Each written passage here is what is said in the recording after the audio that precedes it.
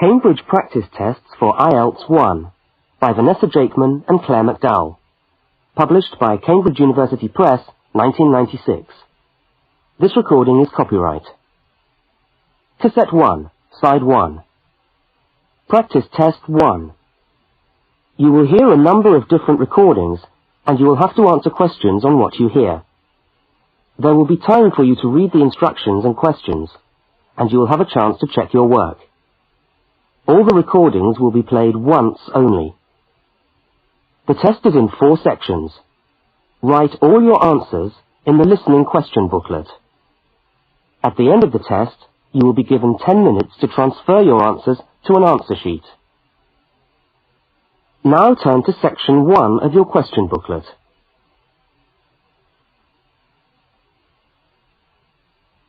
Section 1.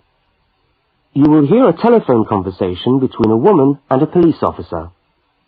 First, look at questions 1 to 5. For each of the questions, 4 alternatives are given. Decide which of the alternatives, A, B, C, or D, best fits what you hear on the tape, and circle the appropriate letter.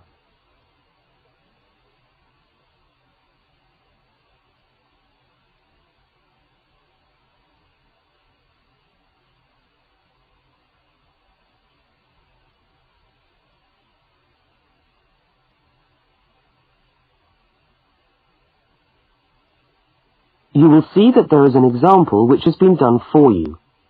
On this occasion only, the conversation relating to the example will be played first.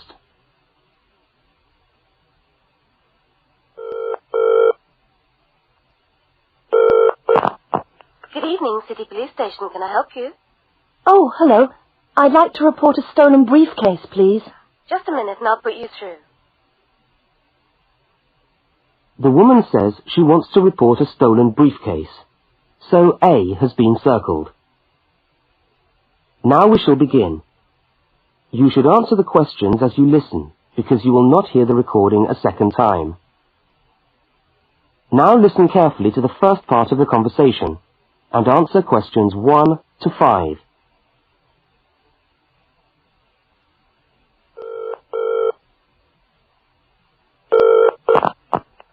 Good evening, City Police Station. Can I help you? Oh, hello.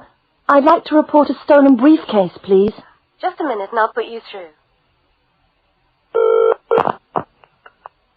Lost property, can I help you? Oh, yes. I've had my briefcase stolen. Okay, I'll take some details. Tell me what it looks like, first of all. Well, it's a soft leather one, you know, not a heavy box type like a man's. And how does it close? It's got buckles at the front, 2 of them. They're gold-plated ones. Fine.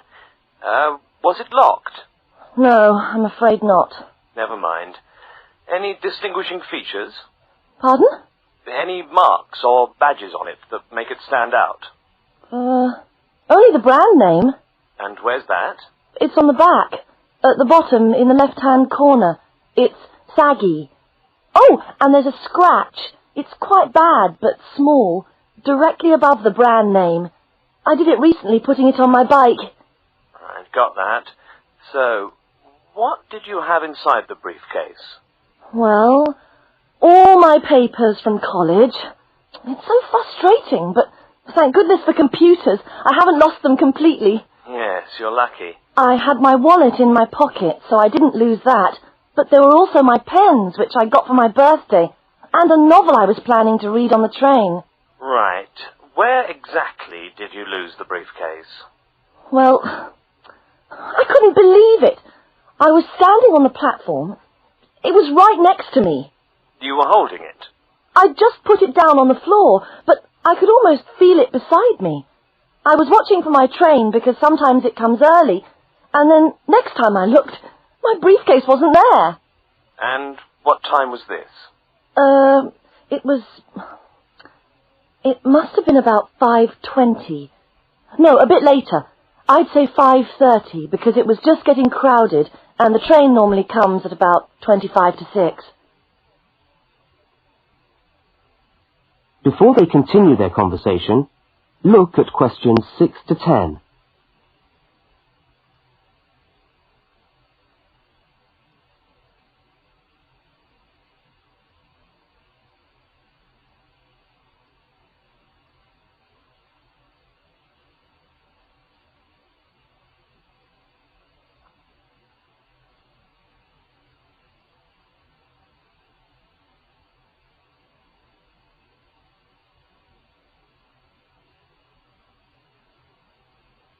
As you listen to the rest of the conversation, complete the form by filling in the numbered spaces 6 to 10. Right. If you'll just give me some personal details. Yes. What name is it? I'm Mary Prescott. Can you spell that? Yes, it's Prescott.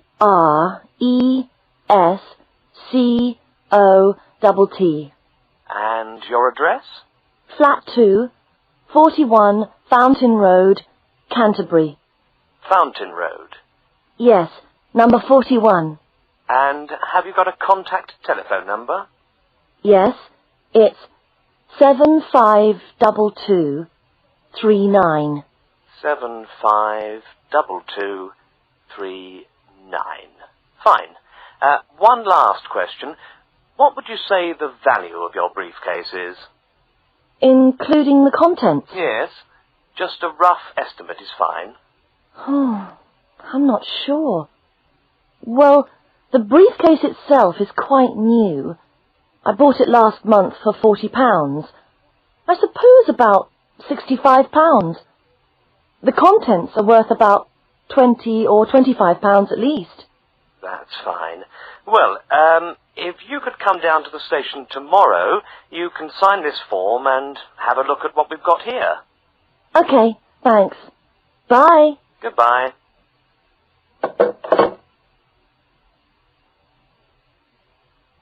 That is the end of section 1.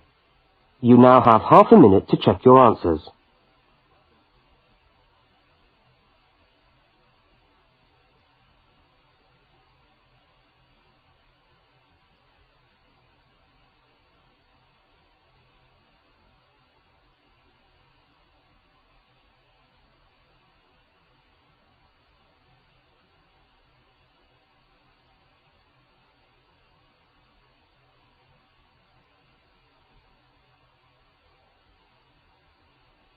Now turn to section 2.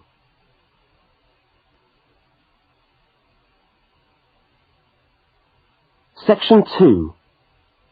You are going to hear a news report from an Australian radio program. First, you have some time to look at questions 11 to 13.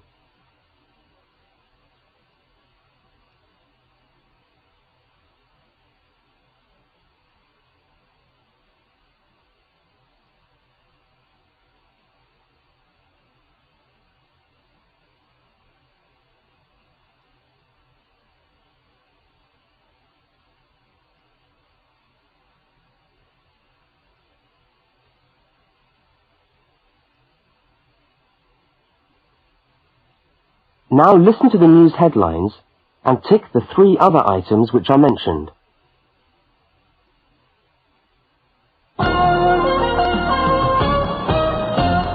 This is the 6 o'clock news for Tuesday the 25th of November. And first the headlines. The Prime Minister has promised to help the drought-stricken farmers in the northern part of the country who haven't seen rain for nearly 2 years. And in Sydney, a group of school children are successfully rescued from a plane which landed in the sea shortly after takeoff. Transport workers are on strike in Melbourne over a pay claim, and the strike looks set to spread to other states. And on a fashionable note, there's to be a new look for the staff of Qantas, Australia's national airline. Now you have some time to look at questions 14 to 21.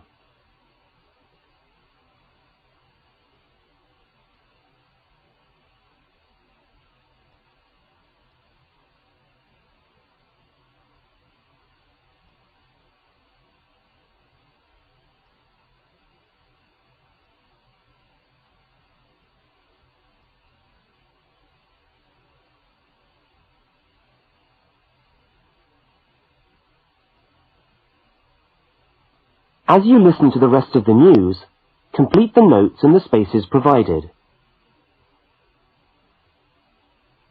The Prime Minister has pledged today that he will make $250 million available to help the drought-stricken farmers who have not seen rain for years get through the next 5 years. Money that was to have been spent on the restructuring of Sydney's road system has been reallocated to what the Prime Minister described as a more worthy cause. Farmers are to receive financial assistance to help see them through the worst drought in over 50 years. Many farmers feel that while the money is welcome, it has come too late to save them and their farms from financial ruin, and are angry that the government did not act sooner. A group of school children who were travelling in a privately chartered aeroplane from Sydney to Queensland to take part in a musical concert found themselves swimming for the shore when their aeroplane had to land in the sea just 3 minutes after taking off from Sydney Airport. The pilot managed to bring the aircraft and its 50 passengers down safely in the calm waters of Botany Bay, where boats and pleasure craft were able to come to the rescue of the boys. The fact that it was a weekend meant that there were hundreds of boats in the bay enjoying the good weather, and this undoubtedly helped the rescue operation. "We owe our lives to the skill of the pilot," said one of the boys, but the pilot replied modestly that it was all part of a day's work. However, all their musical instruments were lost, and they never got to play at the concert. That is the end of section 2. You now have half a minute to check your answers.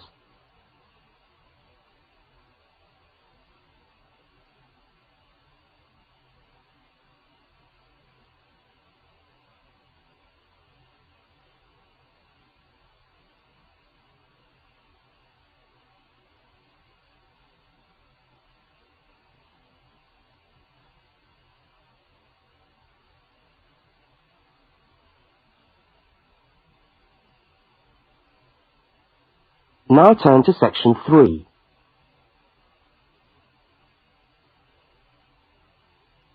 Section 3. In this section, you will hear a conversation between a university student and a university lecturer. Look at questions 22 to 25. For each of the questions, 4 alternatives are given. Decide which of the alternatives best fits what you hear on the tape and circle the appropriate letter.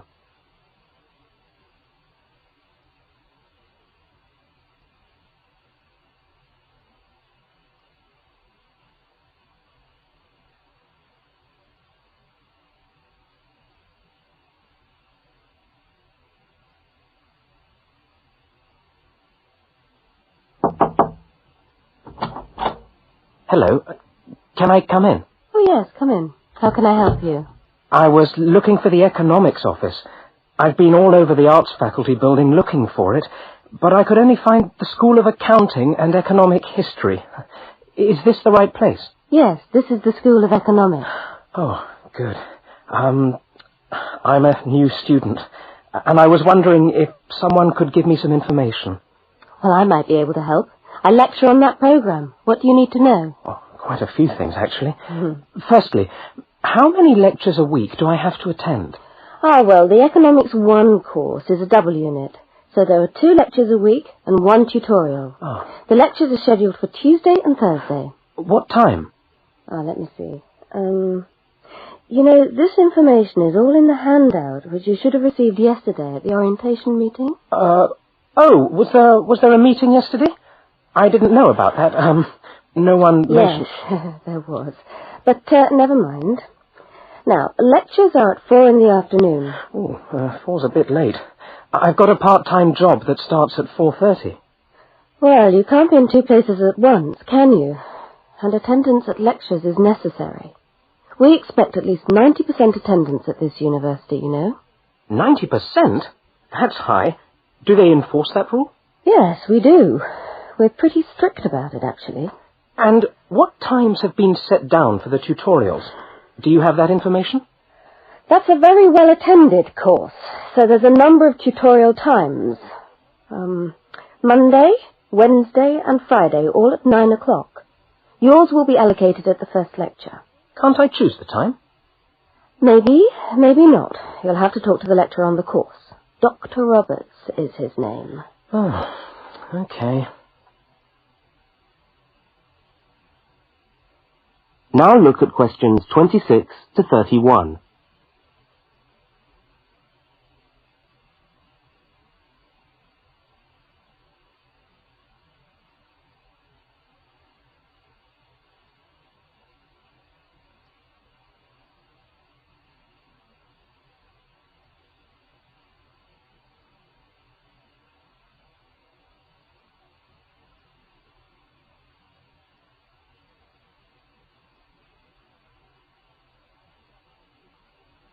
As the conversation continues, complete the notes in the spaces provided.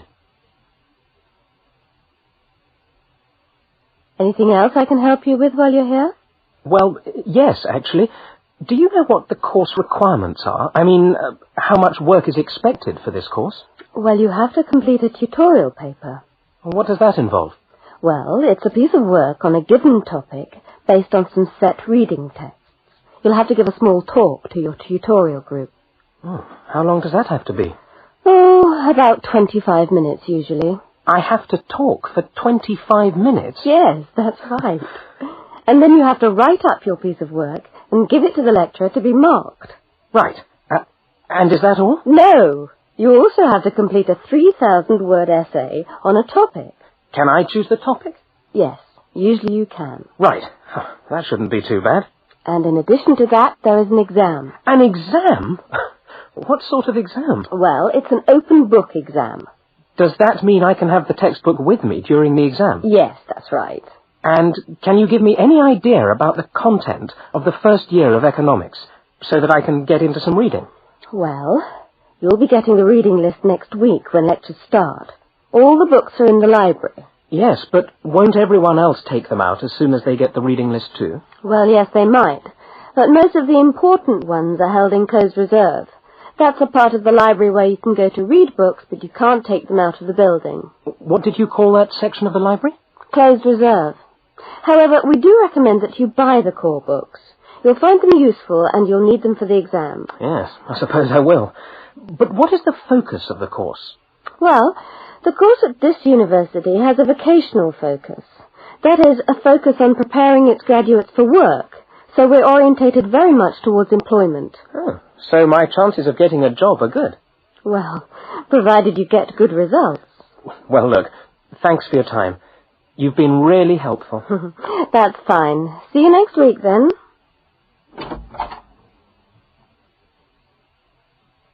That is the end of section 3. You now have half a minute to check your answers.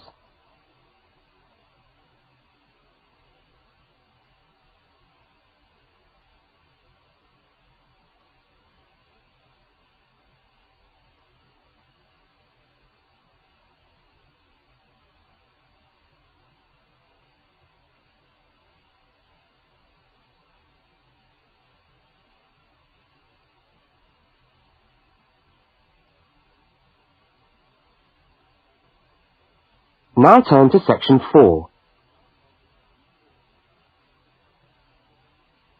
Section 4. You will hear a talk given by a university lecturer about the structure of the university. First, look at questions 32 to 36.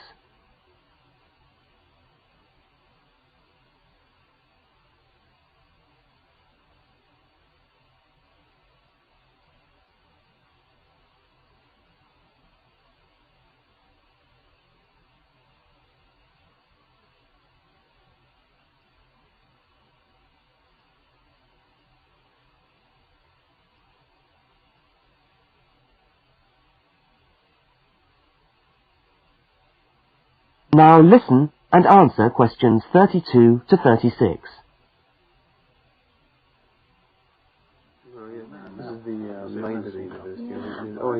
Good morning and welcome to the University of Westlands. My name is Marcia Mayhew and I'm the coordinator of the Bachelor of Social Science degree. This morning I'd like to tell you about the structure of the university and about some of the requirements of the degree that you're about to enter. The Bachelor of Social Science is in one faculty within the university. That is the faculty where I work, known as Arts and Social Sciences. Here on this campus we also have the faculties of Architecture, law, and science and technology, among others. It's important to know something about the structure of the faculty because as you go through your course, you may need to call on members of the staff to help you. At the top of the faculty, we have a dean, and below the dean, we have 3 divisions. Each division has a divisional head, and your degree is located in the Division of Social Sciences. Within each of the divisions, there are the departments, and each of these offers the different degrees. For instance, 2 of the departments which offer the major subjects for your award are sociology and psychology. Each has a departmental head, but for practical purposes, the people you are going to see the most of are myself as coordinator of the social sciences degree, and the actual lecturers who are teaching the subjects that you are taking. For instance, in the first semester, you'll be doing 4 subjects: psychology, sociology, history, and economics. If you have any problems or difficulties, not that I'm anticipating you will, but you never know, then you should go and see your lecturers. For instance, you may find that you can't meet a deadline for an essay, or perhaps you're having problems with attendance. These seem to be the 2 most common problems that students face.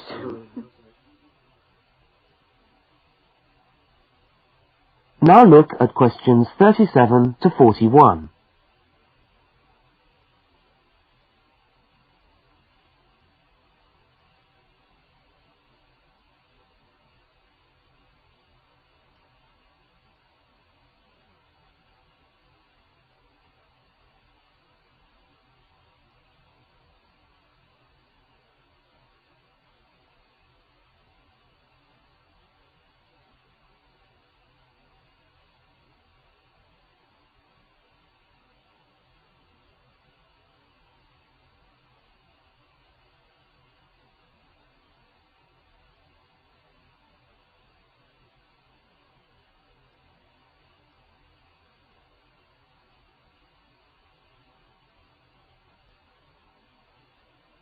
As you listen to the rest of the talk, answer the questions 37 to 41.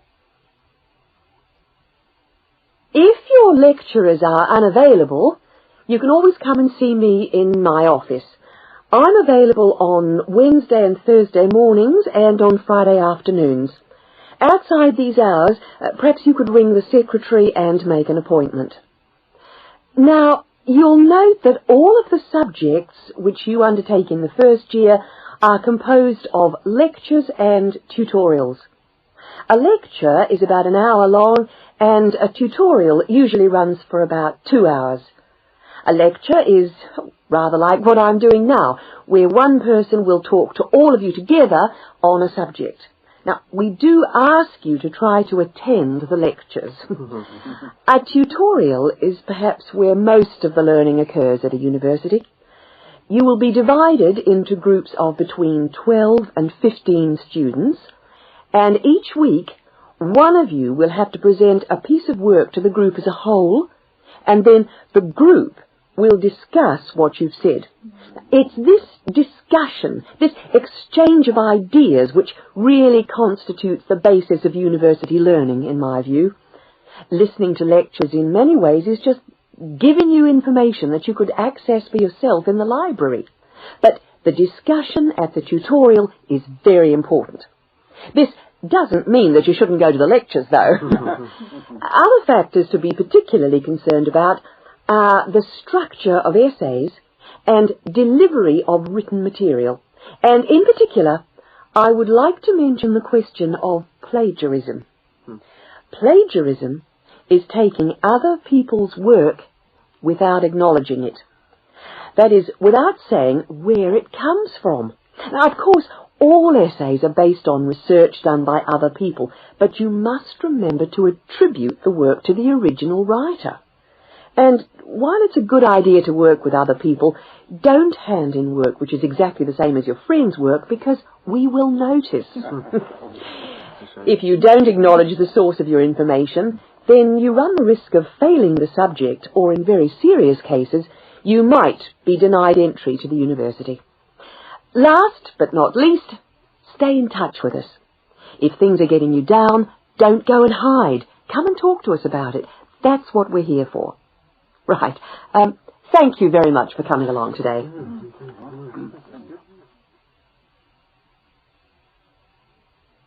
That is the end of section 4. You now have half a minute to check your answers.